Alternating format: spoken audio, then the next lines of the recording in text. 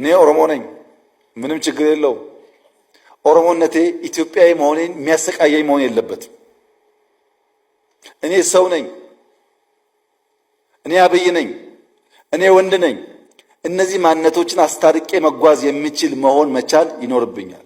አንደኛው ገዝፎ ሌላውን በማኮስመን አብሮ መኖርን የሚያጠፋ እንዳይሆን መጠበቅ ያስፈልጋል።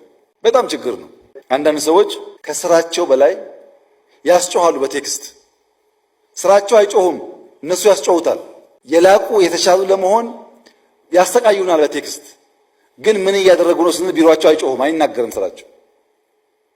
ይሄ የኢሞሽናል ኢንተለጀንስ ችግር ነው። ሰው ሊያቅ ይችላል ያለሁበትን ነገሩ አለመገንዘብ ማለት ነው።